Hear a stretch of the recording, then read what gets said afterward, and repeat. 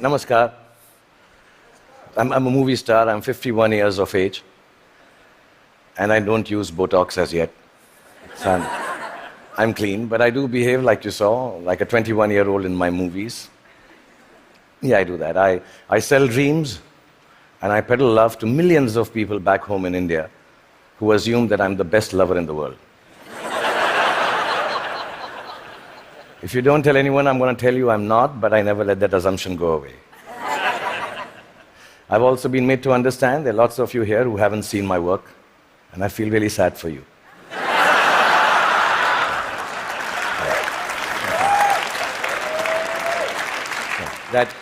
That doesn't take away from the fact that I'm completely self-obsessed, as a movie star should be.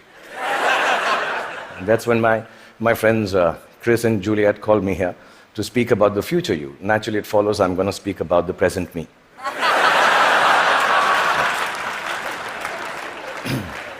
Because I truly believe that humanity is a lot like me. It is. It's an aging movie star, grappling with all the newness around itself, wondering whether it got it right in the first place, and still trying to find a way to keep on shining regardless. I was born in a refugee colony in the capital city of India, New Delhi.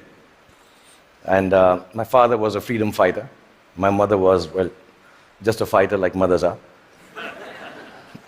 And much like the original Homo sapiens, we struggled to survive. When I was in my early 20s, I lost both my parents, which I must admit seems a bit careless of me now.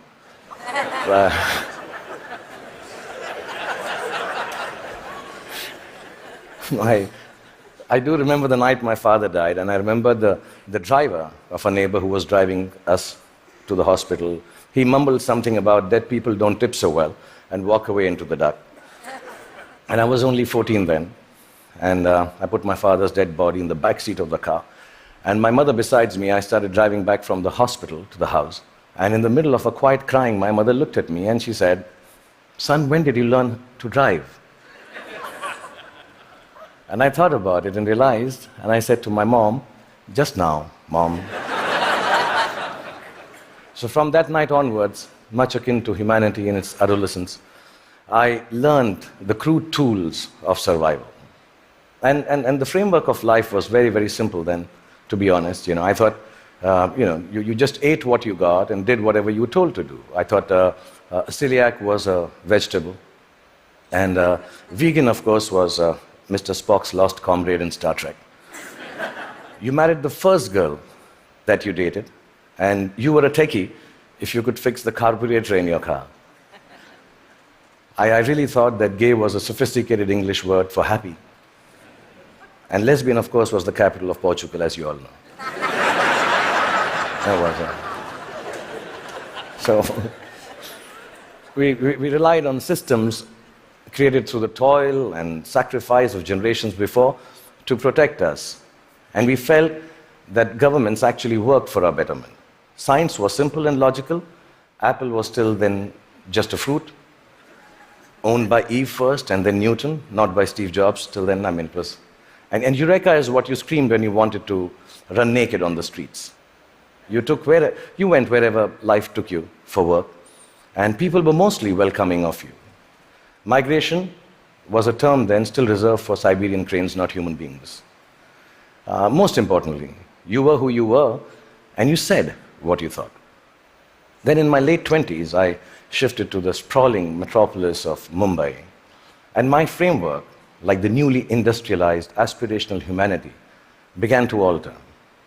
In the urban rush for a new, more embellished survival, things started to look a little different. I met people who had descended from all over the world. Faces, races, genders, moneylenders. Definitions became more and more fluid. Work began to define you at that time in an overwhelmingly equalizing manner. And all the systems started to feel less reliable to me, almost too thick to hold on to the diversity of mankind and the human need to progress and grow. Ideas were flowing with more freedom and speed, and I experienced the miracle of human innovation and cooperation, and my own creativity, when supported by the resourcefulness of this collective endeavor, catapulted me into superstardom. I started to feel that I had arrived. And generally, by the time I was 40, I was really, really flying. I was all over the place. I'd done 50 films by then, and 200 songs. And I'd been knighted by the Malaysians. I'd been given the highest civil honor by the French government, the title of which, for the life of me, I can't pronounce even till now. So I'm sorry, France, and thank you, France, for doing that. But much bigger than that, I got to meet Angelina Jolie, yeah. For 2.5 seconds. And I'm sure she also remembers that encounter somewhere. Okay, maybe not. And I sat next to Hannah Montana on a round dinner table with her back towards me most of the time. Like I said, I was flying from Miley to Jolie. And humanity was soaring with me. We were both pretty much flying off the handle, actually. And then you all know what happened. The internet happened. I was in my late 40s, and I started tweeting like a canary in a birdcage. And assuming that, people who will peer into my world will admire it for the miracle I believed it to be. But something else awaited me and humanity. We had expected an expansion of ideas and dreams with the enhanced connectivity of the world. We had not bargained for the village-like enclosure of thought, of judgment, of definition that flowed from the same place that freedom and revolution was taking place in. Everything I said took a new meaning. Everything I did, good, bad, ugly, was there for the world to comment upon and judge. As a matter of fact, everything I didn't say or do also met with the same fate. 4 years ago, my lovely wife, Gauri, and me decided to have a third child. It was claimed on the net that he was the love child of a first child who was 15 years old. Apparently, he had sown his wild oats with a girl while driving her car in Romania. And yeah, there was a fake video to go with it. And we were so disturbed as a family. My son, who's 19 now, even now when you say hello to him, he just turns around and says, "But bro, I didn't even have a European driving license." Yeah, I mean, in this new world, slowly reality became virtual and virtual became real. And I started to feel that I could not be who I wanted to be or say what I actually thought. And humanity at this time completely identified with me. I think both of us were going through our midlife crisis. And humanity, like me, was becoming an overexposed prima donna. I started to sell everything from hair oil to diesel generators. Humanity was buying everything from crude oil to nuclear reactors. I even tried to get into a skin-tight superhero suit to reinvent myself. I must admit, I failed miserably. And just an aside, I want to say on behalf of all the Batmen, Spider-Men, and Supermen of the world, you have to commend them, because it really hurts in the crotch, that superhero suit. Yeah, I'm being honest, I need to tell you this, yeah. Really. And accidentally, I happened to even invent a new dance form, which I didn't realize, and it became a rage. So if it's all right, and you've seen a bit of me, so I'm quite shameless, I'll show you. It was called the lungi dance. So if it's all right with you, I'll just show you. I'm talented otherwise, yeah. So it went something like this. Lungi dance, lungi dance, lungi dance, lungi dance, lungi dance, lungi dance, lungi dance, lungi dance, lungi dance, lungi dance, lungi dance, lungi. That's it. It became a rage. It really did. Like you noticed, nobody could make any sense of what was happening except me. And I didn't give a damn, really, because the whole world and whole humanity seemed as confused and lost as I was. I didn't give up then. I even tried to reconstruct my identity on the social media like everyone else does. I thought if I put on philosophical tweets out there, people will think I'm with it. But some of the responses I got for those tweets were extremely confusing acronyms, which I didn't understand. ROFL, LOL.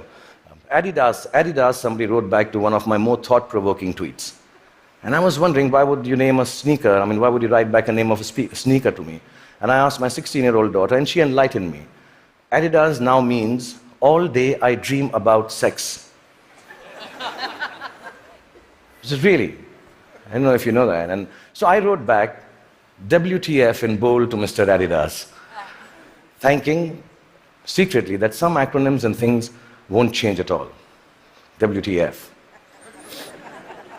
But here we are. I'm 51 years old, like I told you, and mind-numbing acronyms notwithstanding, I just want to tell you, if there has been a momentous time for humanity to exist, it is now. Because the present you is brave. The present you is hopeful. The present you is innovative and resourceful. And of course, the present you is annoyingly indefinable. And in this spellbinding, imperfect moment of existence, feeling a little brave just before I came here, I decided to take a good, hard look at my face. And I realized that I'm beginning to look more and more like the wax statue of me at Madame Tussauds. Yeah, and in that moment of realization, I asked the most central and pertinent question to humanity and me. Do I need to fix my face? Really, I'm an actor, like I told you, a modern expression of human creativity. The land I come from is the source of inexplicable but very simple spirituality.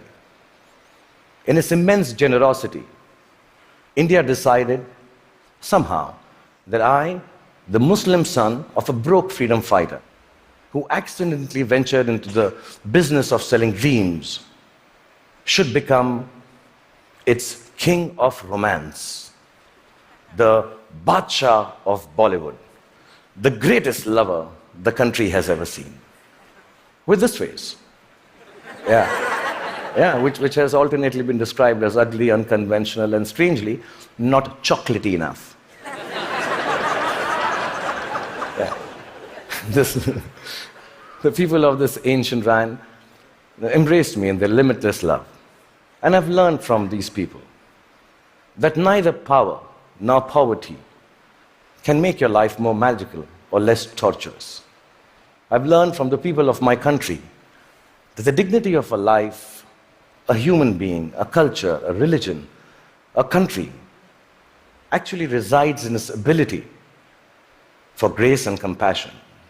I've learned that whatever moves you, whatever urges you to create, to build, whatever keeps you from failing, whatever helps you survive, is perhaps the oldest and the simplest emotion known to mankind. And that is love. A mystic poet from my land famously wrote, Pothi padi padi jug bhaya, pandit bhaya na koi. Pothi padi padi jug bhaya na pandit koi. Dhai aakhar prem ke, pade so pandit hoy. Which loosely translates into that whatever, yeah, if you know Hindi, please clap. Yeah, that's it's very difficult to remember.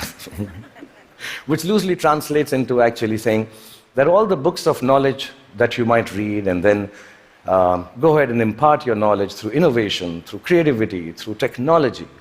But mankind will never be the wiser about its future unless it is coupled with a sense of love and compassion for their fellow beings. The 2.5 alphabets which form the word prem, which means love, if you're able to understand that and practice it, that itself is enough to enlighten mankind. So I truly believe the future you has to be a you that loves. Otherwise, it will cease to flourish. It will perish in its own self-absorption. So you may use your power to build walls and keep people outside. Or you may use it to break barriers and welcome them in. You may use your faith to make people afraid and terrify them into submission. Or you can use it to give courage to people so they rise to the greatest heights of enlightenment.